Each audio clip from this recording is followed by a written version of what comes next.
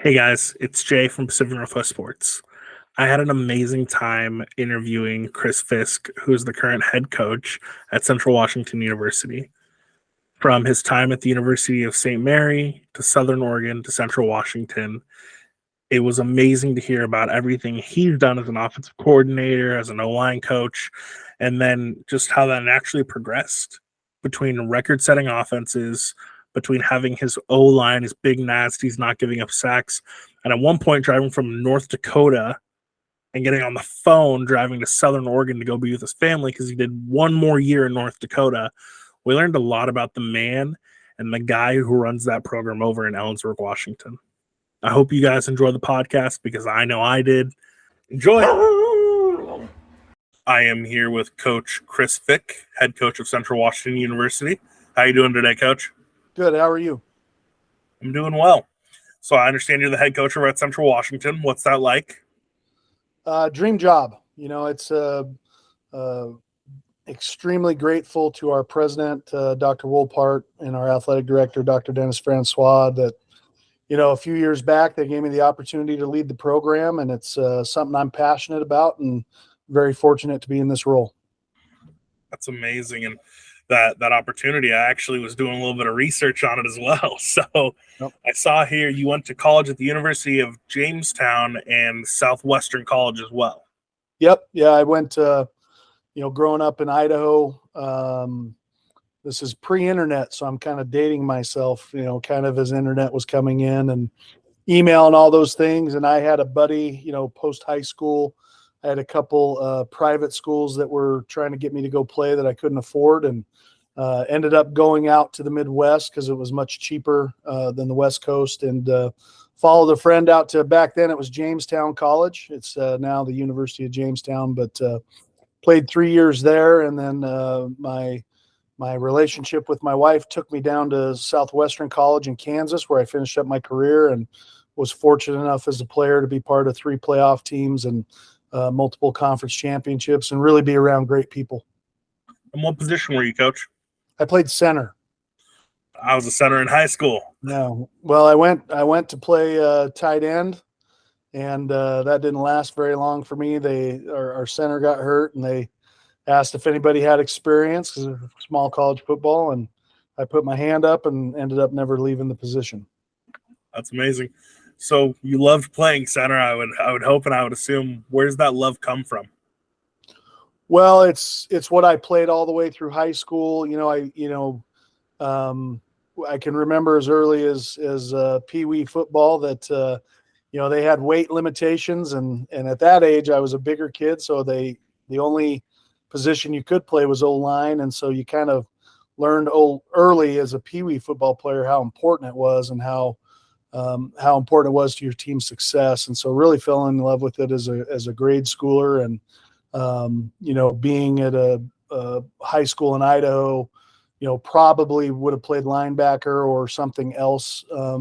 But being one of the bigger kids on the team, you got put on the O-line, and we were fortunate enough to be part of a couple state championships in high school, and then a couple as a coach, after I got done playing ball, and just really fell in love with offensive line play and, how critical it is to a team. So I assume I won't be going out on too big of a thing here, but I would say maybe the most important position on the team is the offensive line. So what's your favorite to coach? Well, the most important position on any team for both offense and defense is the quarterback. But right behind that is offensive line. And in terms of what was the question, position to coach? Yeah, favorite position to coach. Well, I always break it up like this. The most fun position to coach is the quarterback, because I think every day is fun. You're doing a lot of fun stuff. The most important and hardest to coach position is the offensive line. And if you really kind of look at and study, what entails, an entire day in an offensive lineman's life, there's not a lot of fun stuff going on there.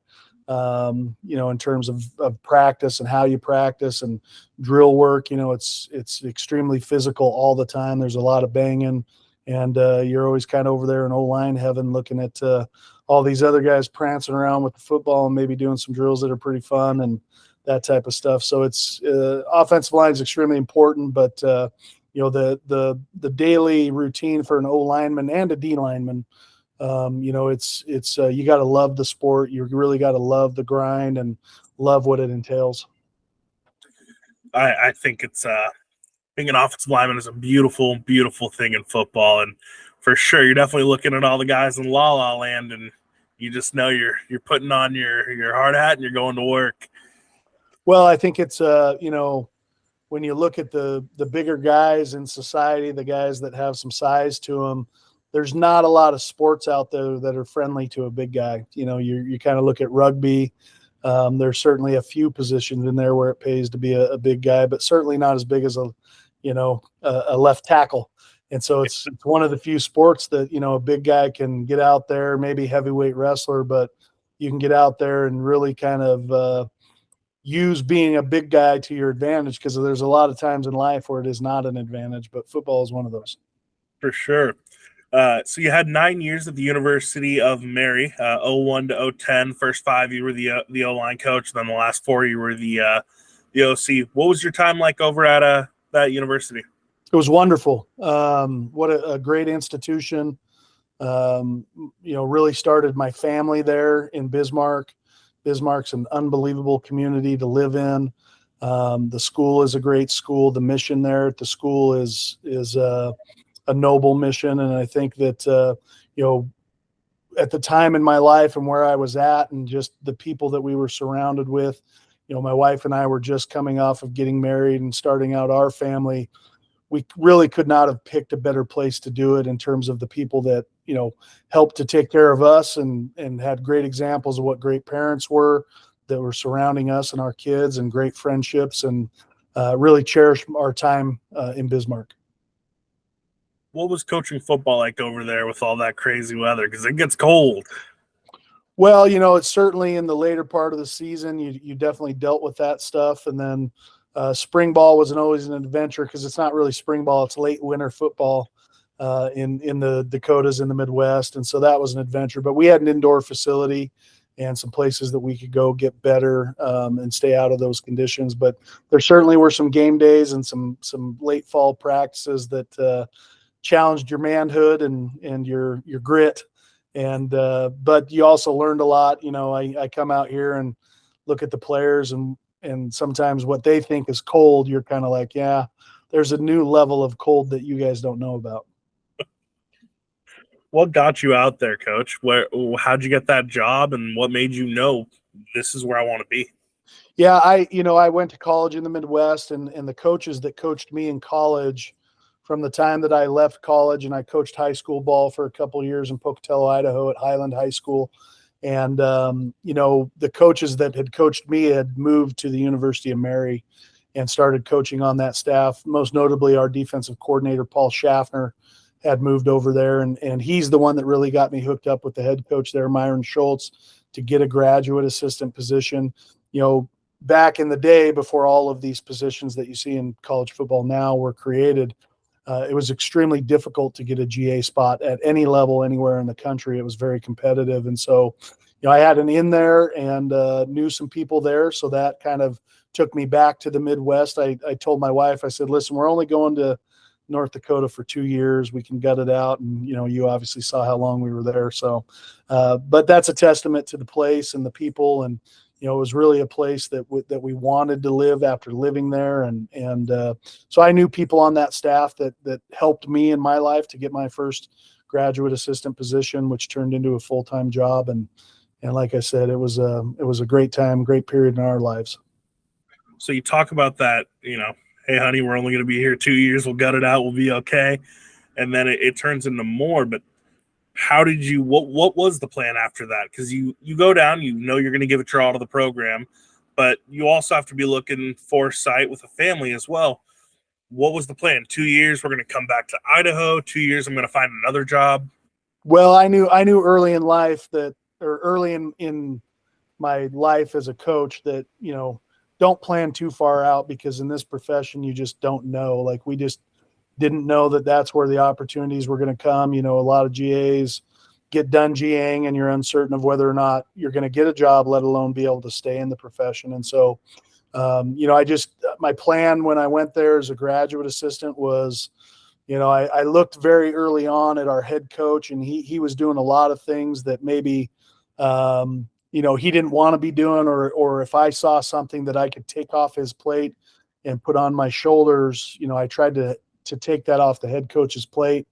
And I joke around about it, and I think part of it's true and some of it's a joke, but I think I finally took enough off of his plate that he realized if I left the program, maybe those things would be back on his plate. So he was able to rally with the university, and there really wasn't a full-time position available.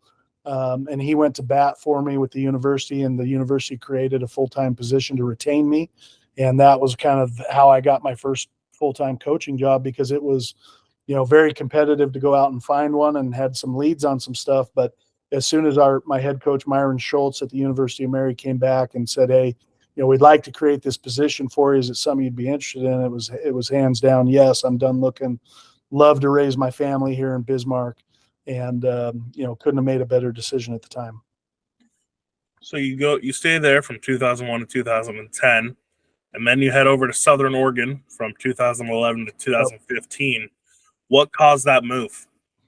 Well, really, I joke around with our staff and boosters that I coach D2 football, but my wife is a D1 medical professional, and so my wife is in the medical profession, and she was extended an offer for a job in Medford, Oregon, and really at that time in our lives, I wasn't making much money. She was doing okay, and it was a chance for us to really kind of get back out to the West, which excited us, being from Idaho, and, growing up in Idaho, always kind of really enjoyed Oregon, Washington, the Pacific Northwest, and could see myself and our family living out there and continuing to raise our family. So when that opportunity came up, we just felt like as a family, it was something we needed to take advantage of, and hope that, I could land on my feet coaching. And it just happened that, at the time, I moved my family out to Oregon, settled them out, and I actually went back to Bismarck to coach one final season in the fall while my family was in Oregon,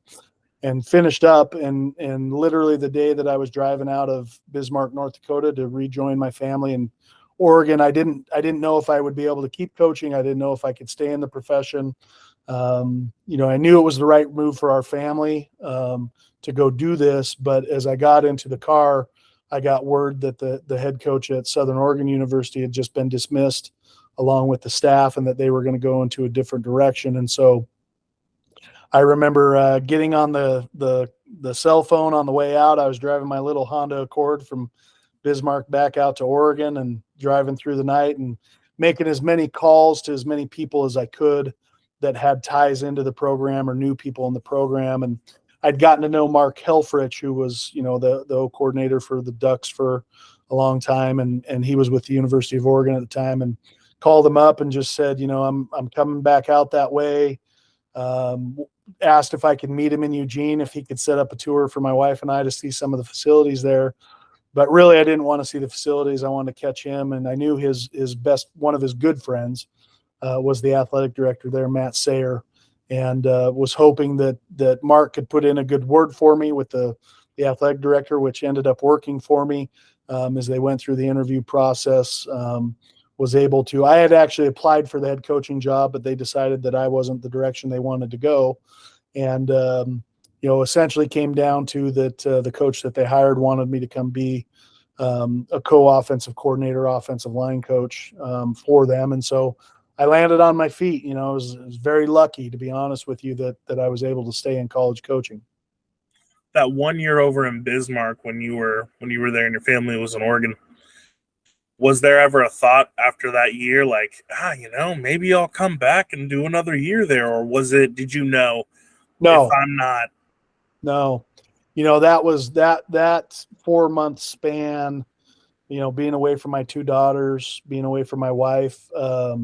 I knew right then that I would rather be out of football than continue to live life like that. And also knowing that, in my mind, that growing kids need their mother and father around to grow up the right way. And I just, I wanted to be there, and so when I was driving back, really not knowing, and every scenario playing through my mind on that drive. I mean, you got a long drive from Bismarck, North Dakota to Medford, Oregon to think about these things. Was, I don't know that I'm qualified to do anything. I've been coaching now for 9 years. What can I go do? I'm thinking about used car sales. I'm thinking about, real estate, thinking about getting into the, pharmaceutical sales, and just really kind of any direction I could go if this football thing didn't pan out. And I actually, I got back in November, it was late part of November, December, January, and I actually didn't get hired until 4 months. And so it took me about 4 months of kind of hanging on to see if I would get hired.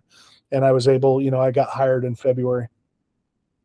That's great how the stars aligned, and clearly Southern Oregon's very happy you accepted that offensive coordinator position, because in 2014, your offense goes on to throw for 5.7 thousand yards, essentially being the number one passing offense in all of college football. And you're also second in third down conversion rate. For reference, for those who may not know, that 5,700 yards you threw as a team that year would lead the FBS this past season.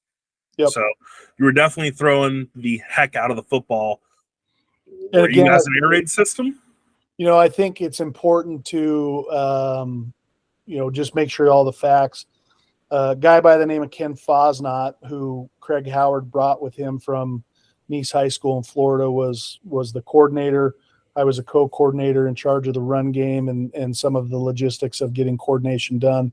But that passing offense was all Coach Fosnot's, and it was all Coach Howard's passing offense that they used with Tim Tebow at Nice High School, which a lot of that stuff ended up being a direct reflection of, Tebow being at the University of Florida, kind of Urban Meyer's influence on that offense. But learned a ton about the passing game from Coach Fosnot, learned a ton about the passing game from Coach Howard. And, really was the perfect time in my career to go coach with Coach Howard. Coach Howard had a different philosophy on coaching the game. But, we if you look at it, I know the passing stats, really catch people's eye. But, we were able to run the football very effectively. I think we ran for over 200 yards a game as well. And in those years, and we really could do it all. But, we always talk about it in coaching. It obviously takes good coaches to get the job done, but it takes even better players. And if you look at that time there, Austin Dodge was the quarterback. And, I don't think any of us would be where we're at now. Coach Fosnot, myself, there's another couple guys in there, and Matt Atkins, who's at San Jose State as the tight ends coach, a rising star in the profession. Greg Stewart, who's now the offensive coordinator at Southern Oregon, who's a running back coach for us at the time. I think all of our careers improved, progressed, and we're all at these positions today due to Austin Dodge and then the guys that surrounded him, because Austin had some awfully good skilled players to throw the ball to, great wide receivers, and really dedicated kids. You couldn't ask for a better group of young men. They did everything that we asked, exactly the way we asked to do it. I've never been around a group of kids that worked harder in the off season than those kids at that time in Southern Oregon University. And, there was a lot of leadership in that program from a lot of different guys, not just Austin Dodge, but, somebody had to throw the ball. Unfortunately for us, it was Austin Dodge. Did you ever just look at coach and go, hey, I know we're averaging 200 yards a game rushing the ball, but you're throwing for a lot. Is there any way we can call some more run plays in there and just really let my guys go?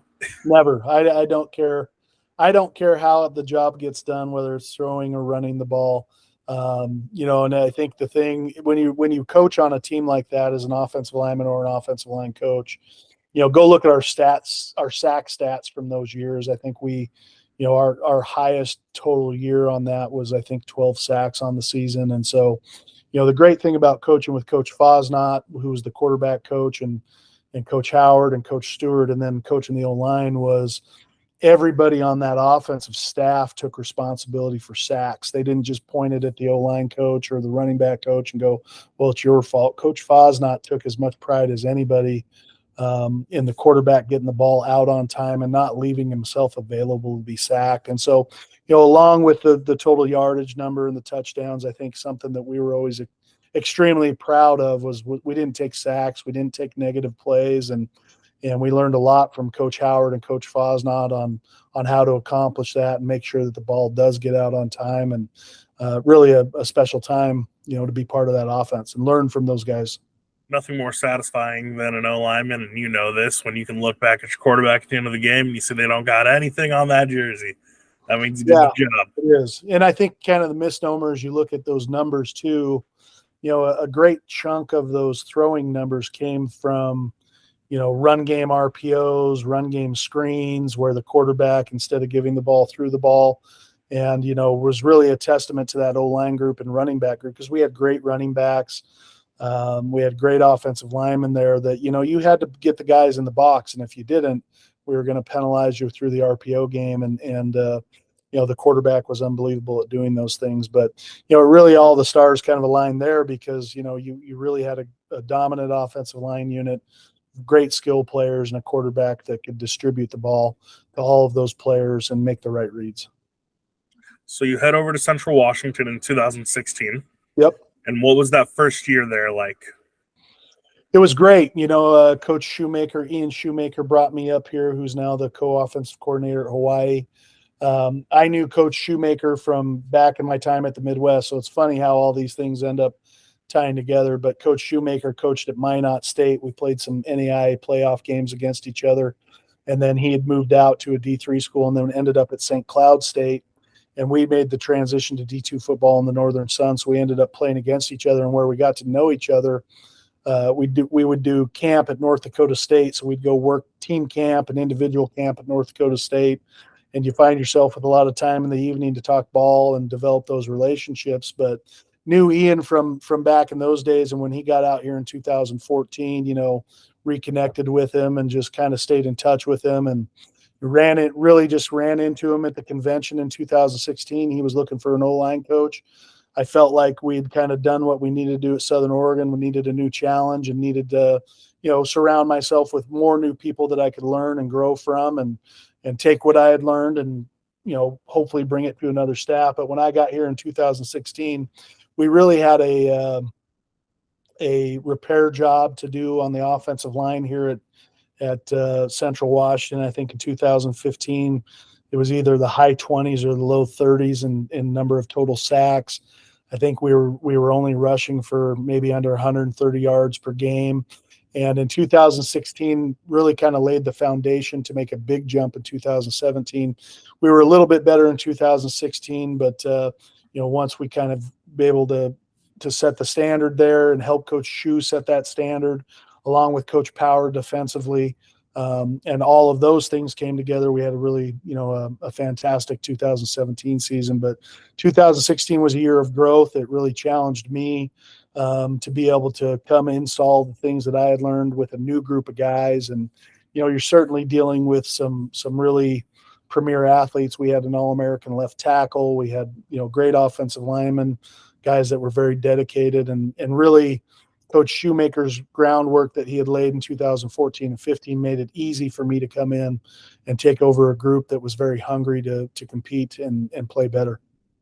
And compete and play better is what you did, because in 2017, that jump you were talking about is, I think that's a little bit of a light word for what happened. You became a O-line regarded as one of the best in the nation in 2017.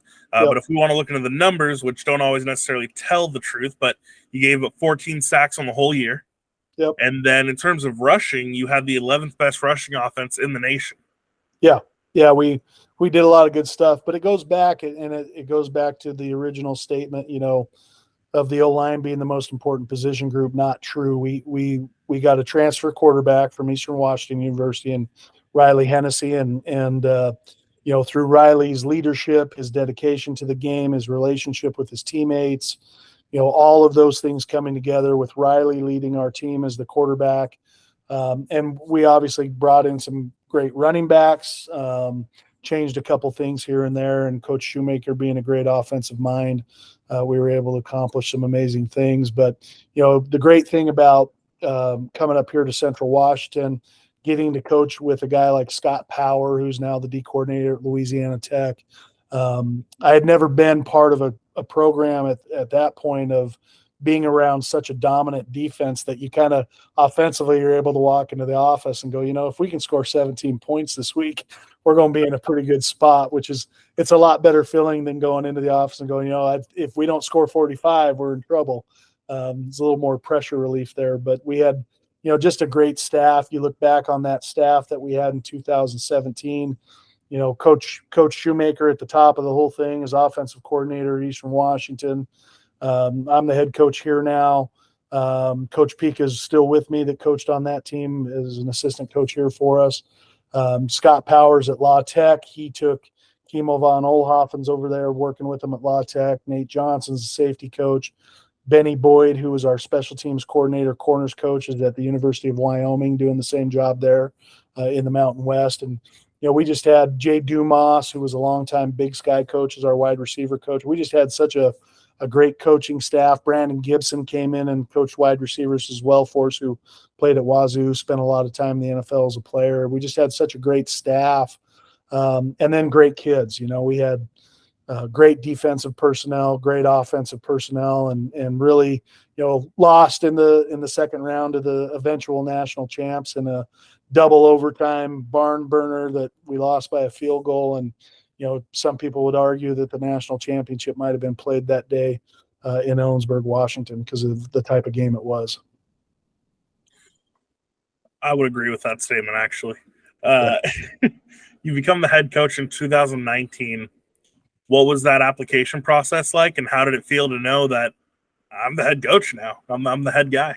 Yeah, I'd kind of been preparing to try to be a head coach for a long time, about a 5-year process of putting my manual together and the way that I thought things should be done and the spins that I wanted to put onto it. And so, when Ian came in and told me he was going to take the O coordinator position at Eastern Washington, and his mission was to try to set me up in the best position with our athletic director possible to take over the program, and then really getting Coach Pika's blessing. Coach Pika is, the long run coach here at Central Washington. I think he's been in the program 35 years between playing and coaching. And so getting his blessing, and then really, I'd prepared a lot of things for the interview process, but really came down. The AD came in, asked me a few things here and there, felt very comfortable in our 3 years that we'd already spent together that I could lead the program. And so it was a very short interview process. And I always say this, and I think for young assistant coaches or coordinators that aspire to be a head coach, is really do your homework on what it is to be a head coach, because I thought I knew.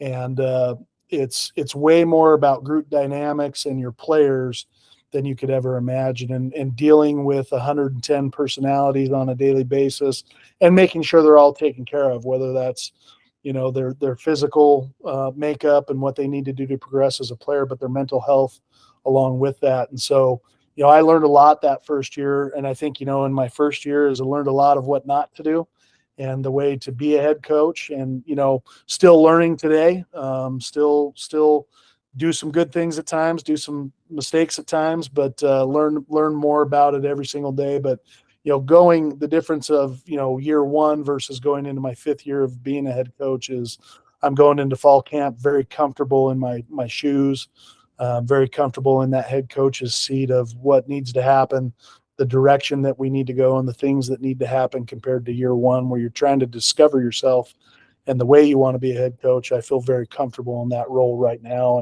and really excited for Saturday as our players check in. All right, Coach, you mentioned it. I have to ask, what's one of those things you did year one that you look back now and you're like, what the hell was I thinking? Well, the list is long. I think, I think here's the biggest thing is I've been an O-line coach for a lot of years, and there's a certain way you got to coach O-line. There's a toughness about the position. There's a grit about the position. There's just even in the way that we talked about how those guys practice on a daily basis. And I think the biggest mistake I made as a first-year head coach is really kind of trying to coach the whole team like they're O-linemen, all the time, that intensity, that grit, and trying to bring that to the team where, most notable was we had a great kicker. And I tell this story to anybody that asks is, the kicker kind of came in at the end of the season, was like, Coach, I don't know if I want to play football anymore. You're up my ass every second of the day. And I learned right then, you can't coach a kicker like you coach a left tackle or a center. And that was an eye opener for me. And that player really brought that to my attention and opened my eyes to that. And that was a great period for that to happen. He ended up staying with the program because I committed to making some changes as the head coach, but really kind of opened my eyes up to really kind of, look at myself, look at the way I do things, look at the way I coach these players individually and individually in their different position groups, and try to take a different approach to the way I do stuff. So I would say that was my biggest mistake and my biggest learning curve through that first year, and also the biggest step that I took in my second year. And clearly you were learning well because you guided Central to a GNAC title in 2021. Yep. What was that like, looking back and going, hey, I just did that. We're in a better spot. Well, in 2019, we were co-champions of the GNAC. In 21, we were outright. But, I think anybody that became a head coach in 2019 or 20, you were in for something that nobody could predict. And for first-time head coaches, that time period in our country really was going to challenge your leadership abilities. And so, coming into 19, that was kind of the last year that we kind of had a normal season here at Central. And even this year, we still have some challenges. But, you go into 20 and the world ends in March, and we go into COVID and the challenges that brought to try to keep a team together, to try to not let the transfer portal, infect your whole team. And we had that too with a couple players, and then keeping our guys together through COVID. And not just COVID, I still tell people today, COVID was not the biggest challenge. The social justice movement and the things that were going on in our country racially, that was the biggest challenge. And keeping our team together, and as a white head coach, to try to make sure that, I gave our minority athletes everything that they could possibly need during an extremely sensitive time, was an enormous challenge. And fortunately, on our coaching staff, we had a young defensive GA that played for us at Southern Oregon. His name is AJ Cooper. He's now the linebackers coach at Sacramento State.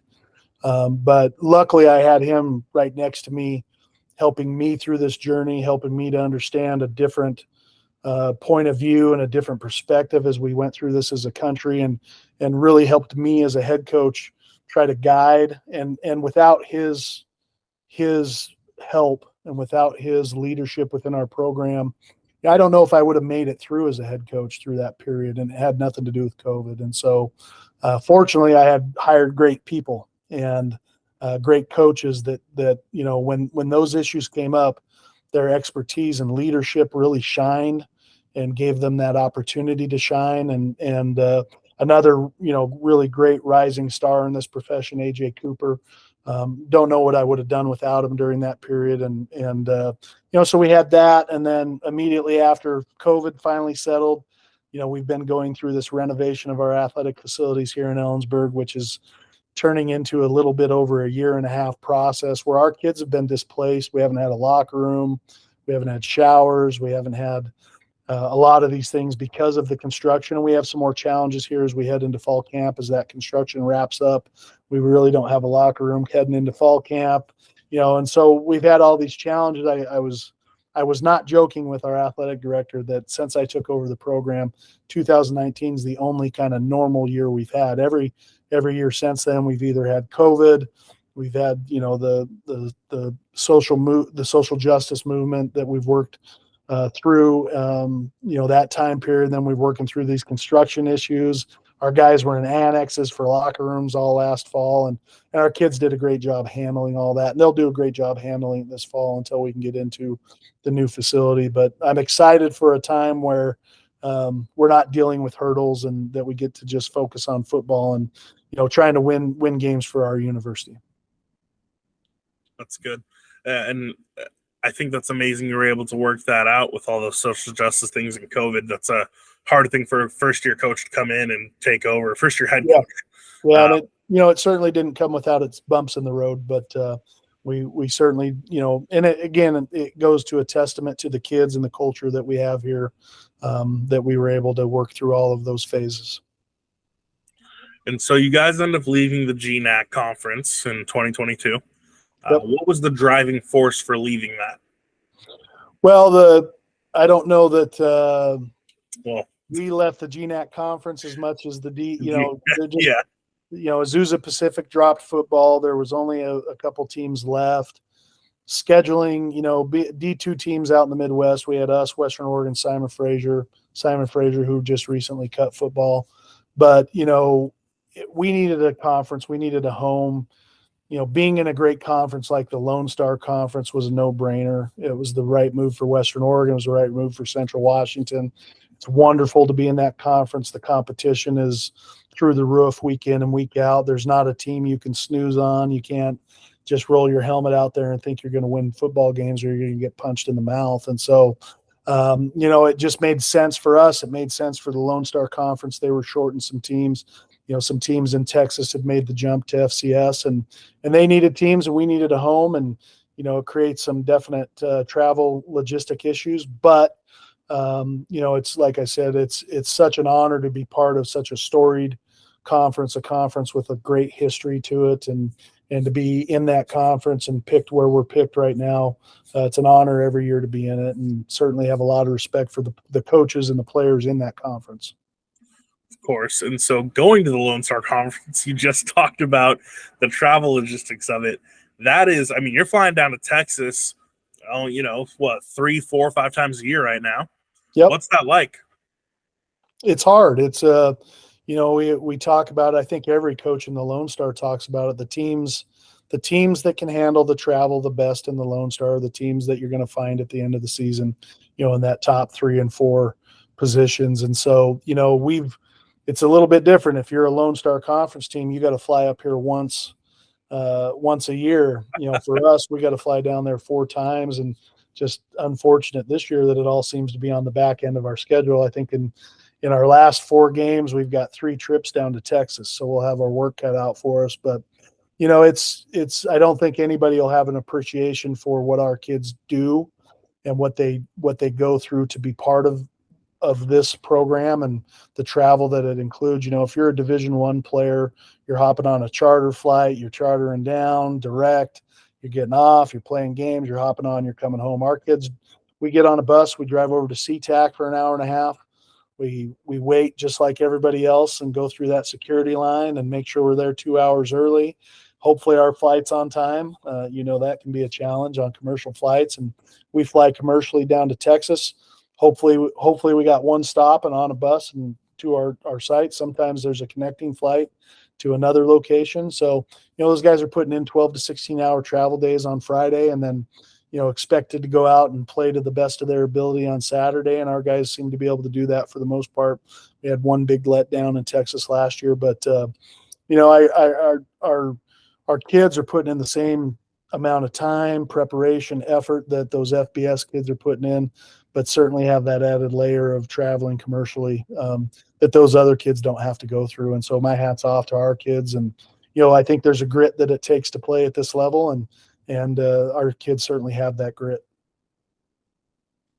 I couldn't even imagine flying down and having to get a layover and making sure all my stuff's there and all that stuff. So props to you. And you mentioned grit, and you've said it a couple different times. I imagine it's one of the pillars of your program, but what are some of those foundational pieces or pillars of your program that you look at that you say, when I'm done playing this team, I want them to know that Central Washington does X, Y, and Z? Yeah, we call it the fourth quarter program, and I'm not ashamed to say that it's a straight rip off of Nick Saban's fourth quarter program, which are, kind of originated. If you look at the origins of the fourth quarter program, it starts with Coach Perlis at Michigan State. It was a Michigan State thing. But, when we look at the fourth quarter program, we talk about, discipline. We talk about toughness, pride, commitment. And, when we look at these values in our fourth quarter program, we hope when we get done with that, we're the most disciplined team. We want teams to feel our toughness, and it's not just your physical toughness. That's certainly part of it, but your mental toughness. We want to look at the commitment that we have towards one another, that when games get hard, we don't fall apart. we definitely want people to feel like, we take a lot of pride in the logo that we wear and the university that we play for. And I think our guys do that. And, there's just some core values in there that we hope when we walk away from the game. And it doesn't matter if it's the team we play or the fans that come watch us play. We certainly want our fan base to leave our stadium going, you know what, I'm proud of the effort that I just saw on the football field. I think these guys play the game. It's the way it's supposed to be played. And that these guys truly love and care for each other, and they care for us, and that they're proud that they're a Central Washington Wildcat, and that we're bringing a positive football experience to our campus. I want our president, I want our professors, I want the heads of the departments, I want them all to be proud that we are the people that get to represent, that have the ability to represent this university, and that they're proud of the effort that we put into this and how serious we take it. It's not just for fun, it's for a purpose, and hopefully our university is proud of the way we represent them. That's good. Those are really good things to have at the base of the program and look at. So as far as getting people to fit that mold, when you're recruiting, yep. What's recruiting like with you? And what are some things that you say, I won't even look at a recruit if X? I think it always starts like this in terms of the progression of recruiting is your height, weight, your numbers in terms of drills and all those things, your bench press, your squat, your 40 time, your film, those things get you on the board. Like those are that's the easy part of recruiting is, the kid's big enough, he's strong enough, he's fast enough. That's the important part. And the first part, the important part is the information that comes out of this. And a long time ago, I think Coach Hawkins, Dan Hawkins, he called it the drip list, is that essentially, there are these people in this player's life that know him the best. And we try to go navigate that process. The first person that has to sign off on that young person is their high school football coach. And I still value that relationship and that opinion as much as anything. As we go talk to high school coaches, is this guy a competitor? Is he a great teammate? Does he care about his teammates? We always talk about this. We're not looking for free agents. We're not looking for independent contractors. That's not what football is built on. It's the ultimate team sport. And so I'm really looking for that. I'm looking for a young man who values the same things that we value in our program. And hopefully as we go through that recruiting process, we learn about these young men through their head coaches, their families. I really like to get into the house and see what kind of family structure there is, and whether or not this young man values family and values that structure, because that's what our structure is about. It's about a brotherhood. And so, really those are the things that you go find out after you check off on, can he play the sport? Is he big enough, fast enough, strong enough? It's really that drip list of people in that young person's life that can kind of sign off that their core values fit our core values and what we want to do. If I always, it's a joke around, but I always talk about, community service is a big part of what we do in our program. So if you hate community service, you probably need to check yourself first, but you're not going to fit in well because you're going to be miserable, because we're going to be out there helping our community. And you got to feel like that's an important thing for you and what you want to do in your life. That's just one small example, but those things are important to us. So when you get that email and they go, hey coach, I ran a 4.2 this last weekend. I think you might want to check out the tape. Are you just going, oh yeah, no, you ran a 4.2 as a high school kid, I believe it? No, absolutely not. I learned this early on is if you're going to give me a 40 time, it better be verified by somebody I trust or myself. And so, if a young man goes up to Eastern Washington's camp and runs a 4.240, he's probably going to be talking to Coach Best or Coach DeBoer or Coach Dickert. First off, secondly is, we don't trust any times that just come across the board. We need to see it in person and, time it with my own hand. They're just giving a little favorable trigger right there. Yeah, there's no doubt about it. So you mentioned the coaches around Washington. Is it kind of a brotherhood a little bit in terms of we're all looking out for each other? Yeah, I think so. I think, when the Big Sky schedule comes out, even though I'm originally from Pocatello, Idaho, and I I certainly peek at what the Bengals have up against them. But I always tend to look right at Eastern Washington's schedule and see what they got on the slate. And when it comes to Saturday and I'm keeping track of those Big Sky scores, we're rooting for the Eags unless we have to play them. If they're playing Montana or Idaho or any of those, I'm rooting for the in-state schools as much as I can. PLU and Whitworth and UPS. I hope they knock off the Linfield Wildcats, and certainly rooting for the Ducks, or I'm sorry, the Huskies and the Cougs as they go play that Pac-12 schedule. And then I'll kind of keep it to myself who I'm hoping to win the Apple Cup. But we're a Coug family. We're going for the Cougs, right? Coug family. Well, I do know this: as you look across the head coaches in this state, Kalen DeBoer is and Coach Dickert. They're lucky in the state of Washington that those two guys are leading those programs, because they value the right things. Those are some of the best in the profession. Coach Best is one of the best in the profession. Unbelievable guy. I always kind of look at Coach Best and myself. We're both O-line guys, and so the O-line guys don't always get the shot to run the programs, and so we got to make sure that we encourage more ADs to take a shot on those O-line guys. But same with Coach Eck out at Idaho, being an O-line guy, and so you just got so many quality head coaches up in the Pacific Northwest, whether it's Coach Hout, Coach Vegan, Coach Eck, both Coach Hawkins. There's just so many great head coaches in this area, and so many people to learn from and learn the game, but no better than what's in our state. I look at Coach DeBoer and Coach Dickert and really hold them up on a pedestal as, that's what you would like to be at some point in your career. I think you're right. I think the Northwest, not only in Washington, but just our whole Pacific Northwest, has a very unique coach. You have to be unique to coach out here, right? You're not coaching down in the Bible Belt. You're not coaching over in Texas, although you may be coaching in Texas, but it's different. And that's why I think this podcast is so cool, because we're shedding light on not just football, but all the different sports, but the things that make the Pacific Northwest unique. In some ways, that's all of our football teams and different things like that. Yeah, it's to me, it would take a lot to drag me out of the Pacific Northwest. I love it up here, and definitely could see myself coaching the rest of my life up in this region. And it's, again, there's just so many quality people and so many programs, and it's a great place to be. You talked about Central being your dream job.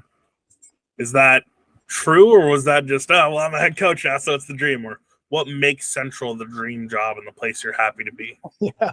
Well, I would tell you as a young person, I knew I wanted to coach as early as 16 years old. And so, I've kind of got dream jobs at every level, but, it's a dream job for me because of the location, the people that make up our community here at Central. And I know, when I am working at Central Washington University, I know that our president, our athletic director are committed to winning, and they want to win as badly as I do, and they want to put the resources forward to get the job done. And so it's a dream place to coach, because football in Ellensburg is important. People love football here. It's a sports community. Ellensburg High School on down the line, it's a sports community. And so the support and the love for football that people have in our community, the love for it on campus, it's an easy place to coach. You go walk around Central Washington University campus, you're not going to see a Coug sweatshirt or a dog sweatshirt. The people that are here going to school here take pride in going to school here. That's something I really enjoy. I've been at some stops where every sweatshirt but yours. There was a lot of Ducks and Beavers shirts down at Southern Oregon at times on campus. And so it's great to be at a place where people take pride in this place. You go downtown, the businesses take pride in being part of the Central Washington family, the support that we get, the financial support and sponsorship that our athletic department gets. You can't really, to me, it's a top 10 D2 job in the country. And like I said at the beginning, I'm blessed to be able to lead it. Yeah, my mom's a grad of Central Washington in '84. So Okay. when I told her I was interviewing you, she was like, "Oh, that's so cool." So Good. She was definitely excited. But no, Central's a unique place, right? Like there's definitely no other place like it.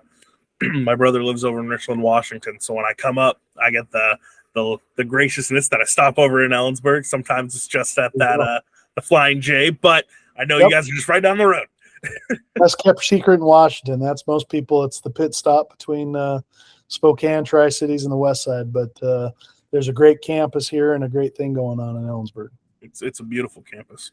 Yeah. Well, hey, I know you're super busy, so I got 5 questions for you. If you have some time. Yep. So you're at a gas station. You're about to go on a long road trip. All right. Forget going to SeaTac. You're going all the way down to Texas. You have to drive.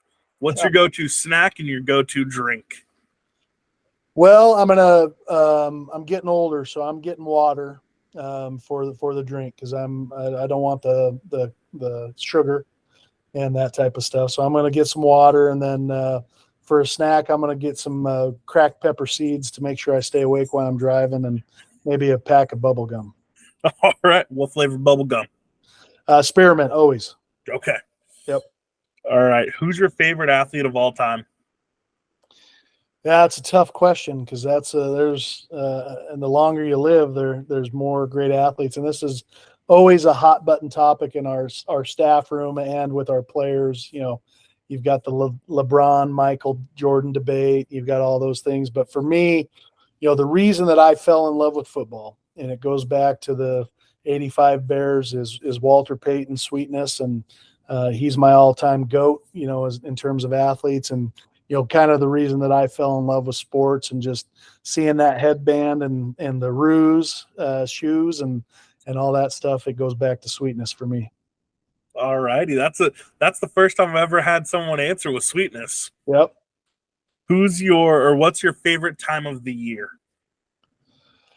Well, the obvious answer is football season, but that's not true. I love Christmas, and especially as I'm getting older, my daughters are out of the house, and our grandparents are getting older and all that type of stuff. And Christmas brings the whole family together, and you know, there's just not anything quite like Christmas when you can reconnect with everybody and hopefully get everybody under one roof. So I really love the holiday season and the Christmas time. That's good. What's your favorite sport team at the high school, college, and pro level? However, you cannot pick somewhere you've played or coached at. Favorite sports team at we'll start with the pro. So the NFL, you know, being a mid 80s, 90s child, favorite sports teams are the Chicago team. So I'm a Bears Bulls guy, you know, cause that was, you know, the '85 Bears, Michael Jordan. And so just fell in love with Chicago sports professionally growing up. I would tell you that my favorite college team to watch, and I always get a lot of crap for this one because guys accuse me of being a bandwagon guy, but I've got photos of myself as a teenager wearing Alabama gear. And so Alabama is really my favorite college football program. And I watch Alabama softball.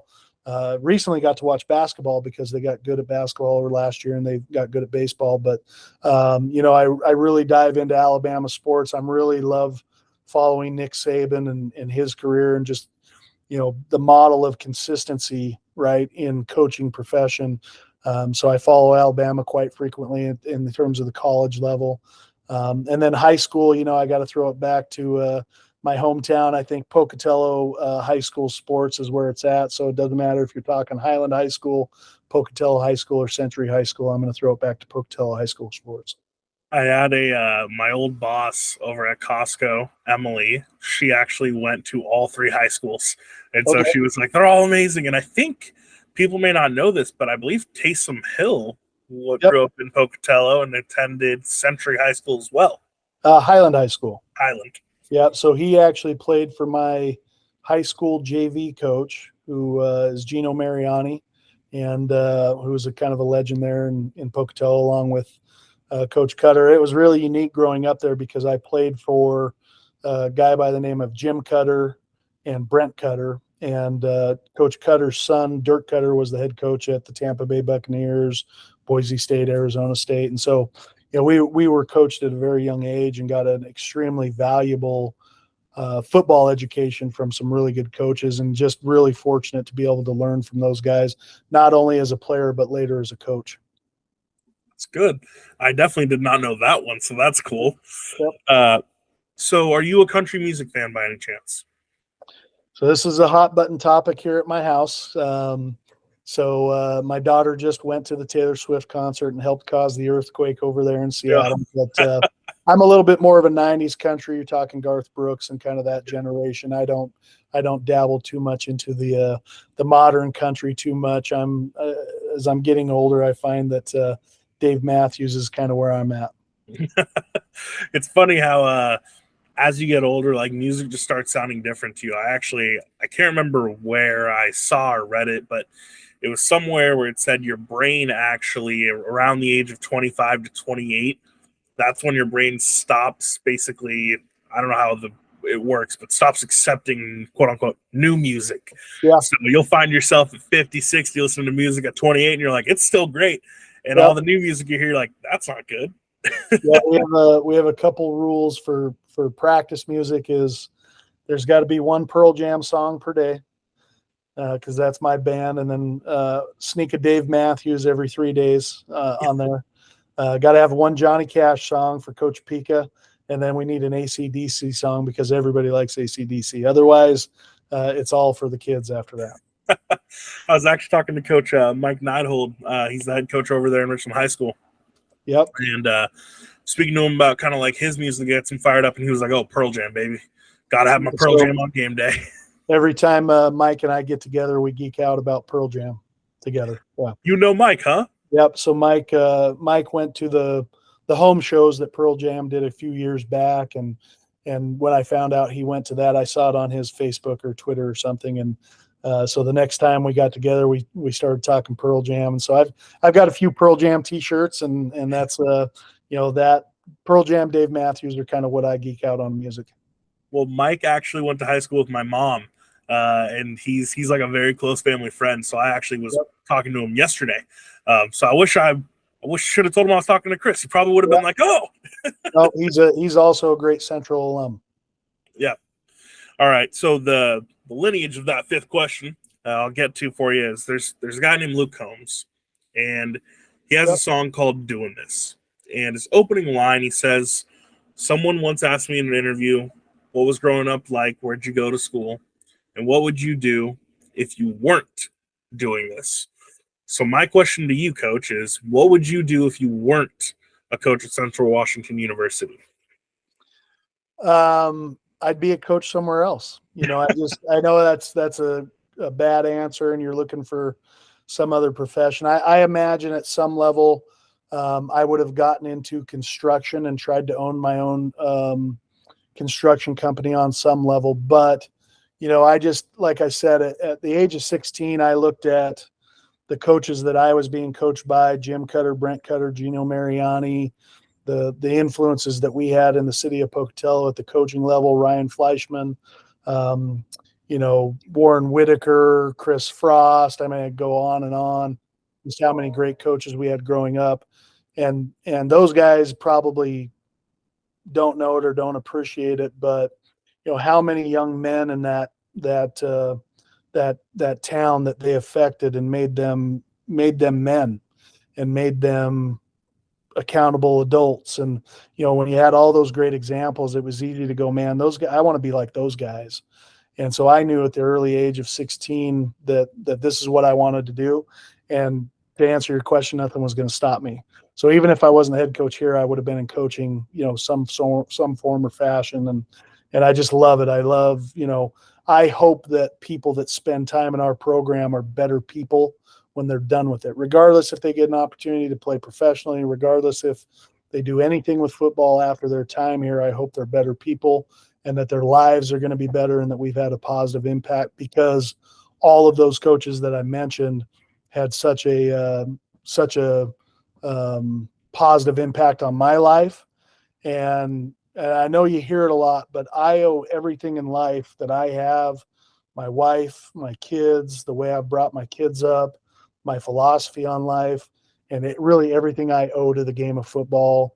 to the coaches that gave me a chance to get my college career started, Myron Schultz, Bud Etzold, Paul Schaffner. I owe those guys everything.